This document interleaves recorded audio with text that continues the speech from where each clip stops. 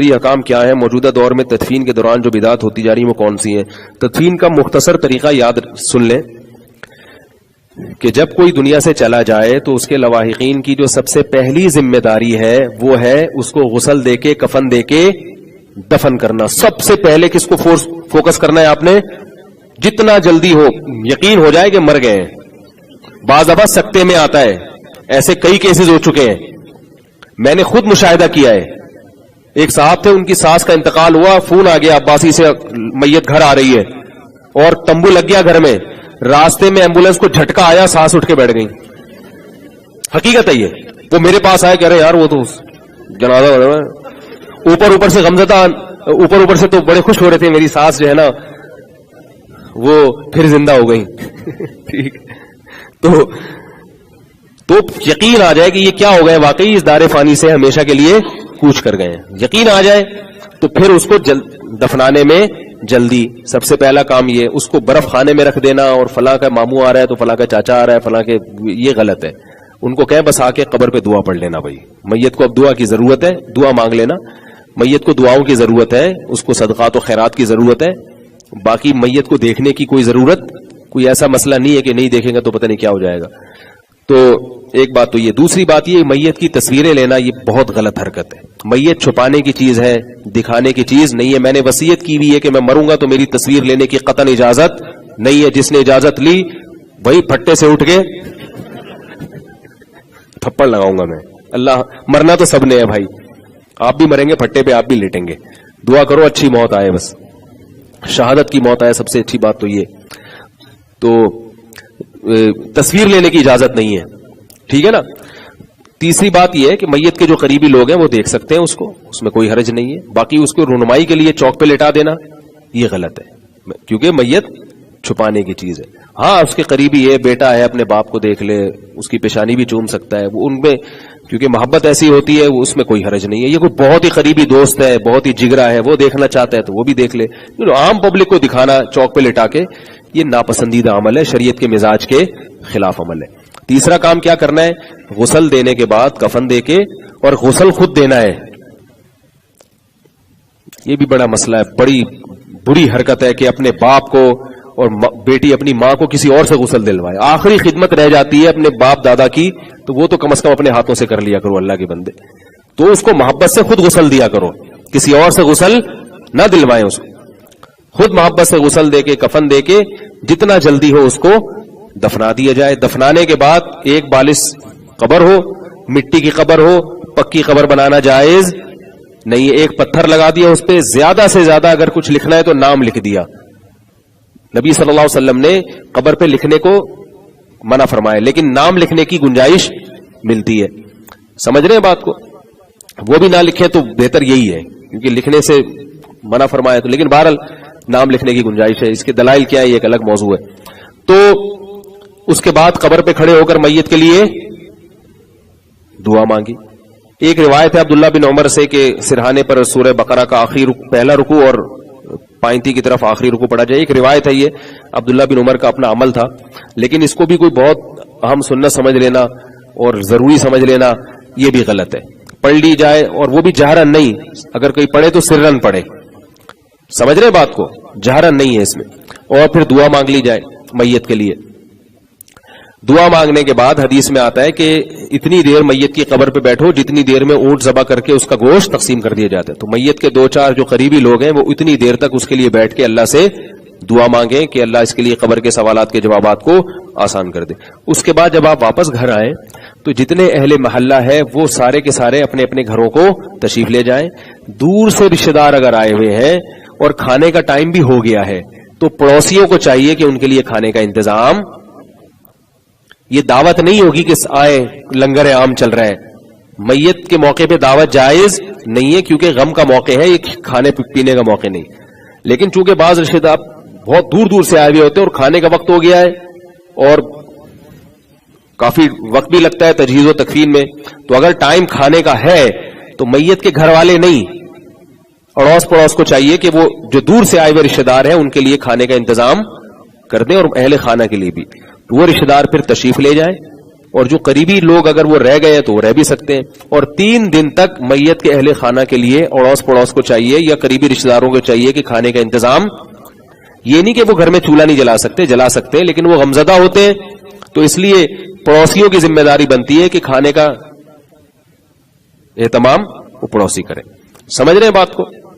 اگر پڑوسی نہ کریں تو ان کو پھر بتا دیں کہ جب آپ مریں گے تو پھر ہم آپ کے بھی انتظام نہیں کریں گے. وہ پھر ڈر جائیں گے اور شروع کر دیں گے انشاءاللہ. تو یہ ہو گیا. اس کے بعد قرآن خوانی بولو بھائی نہیں کرنی. کہیں بھی ثابت نہیں ہے کہ رسول اللہ صلی اللہ علیہ وسلم کے دور میں کسی صحابی کا انتقال ہوا ہو تو ان کے لیے اجتماعی قرآن خوانی کی گئی ہو. اجتماعی قرآن خوانی ایصال ثواب کے لیے بدعت عمل ہے.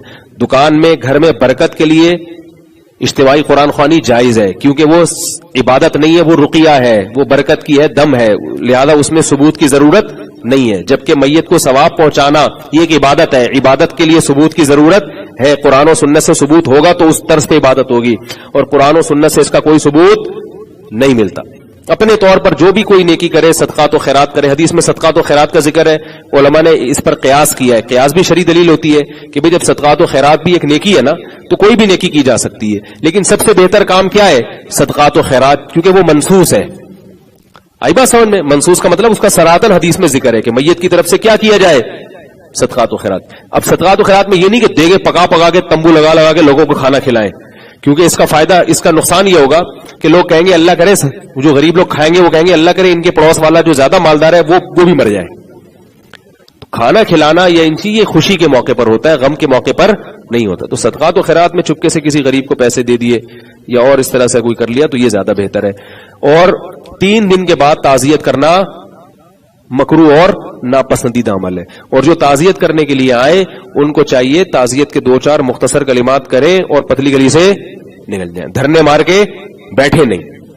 صوبہ سرحد میں ایک مصیبت کھڑی ہو جاتی ہے KPK میں, میرے جو ذہن میں وہی صوبہ سرحد چڑھا ہوا ہے, خیبر پختونخوا. بعض علاقوں میں, سب جگہ نہیں, گاؤں دیہاتوں میں ایک مسئلہ کھڑا ہو جاتا ہے کہ وہ جس کے گھر میت ہوئی وہ کسی کام کا نہیں رہتا بیچارہ. وہ لوگ آ رہے ہیں, وہ دعائیں خیر خیر لاغ خان خانہ, وہ پھر کھڑا ہو جو وہ دعا مانگنا شروع کر دے, یا اللہ مغفر. ابھی ہاتھ رکھیں تو دوسرا آ رہا ہے وہاں سے, وہ خال اور خیر خانہ کھانا دیکھو مطلب پاخدہ دکھانا, وہ پھر شروع کر دے گا دعا. وہ پھر پروگرام ختم ہوا, پھر دوسرا آ رہا ہے, وہ آیا آپ کے ابا دنیا سے چلے گئے, ہاں چلے گئے, دعائیں خیر تو دیکھو مطلب پاخدہ دکھانا, وہ جو ہے اللہ تبارک و تعالیٰ وہی, وہ پورا شروع کر دے گا. سارا دن بیچاروں کا یہی کام. بھائی کیوں اپنے لیے ٹینشن کھڑی کی ہے؟ شریعت نے ایک چیز کو آسان رکھا ہے, وہ آئے, ہاتھ اٹھانے کی بھی ضرورت نہیں ہے, بس آئے بھائی اللہ تعالیٰ آپ کو صبر کی توفیق دے, آپ کی میت کی مغفرت کرے, السلام علیکم میں جا رہا ہوں. بیٹھیں گے تو پھر چائے کے وقت چائے بھی پلانی پڑے گی ان کو, کھانے کے وقت کھانا بھی. لوگ کہتے ہیں کہ وہ میت والوں کے نہیں ہوتا پڑوسیوں کو, تو پڑوسیوں کا جنازہ کیوں نکال رہے ہو بھائی؟ وہ سارا دن کھلا کے تھوڑے دن میں برین ہیمریج سے ان کے یہاں بھی کسی کی میت ہو جاتی ہے. پھر چندہ بھی ہو رہا ہوتا ہے بعض علاقوں میں کہ بھئی ہمارے یہاں میت ہو گئی ہے تو کھانا کھلانا تو اس کے لیے چندہ ہو, کیونکہ اتنے لوگ آ رہے ہیں, وہ بیٹھ جاتے ہی نہیں ہے, وہ جاتے ہی نہیں ہے. تو یہ سب چیزیں شریعت کی مزاج کے خلاف ہے. اسلام میں سادگی ہے, کسی پر بوجھ مت بنو, سادگی سے رہو. مر گیا کوئی اتنا بڑا مسئلہ نہیں ہے بھائی, کوئی مسئلہ نہیں ہے. آج یہ مرا ہے, کل ہم بھی مریں گے, کل پرسوں وہ مرے گا.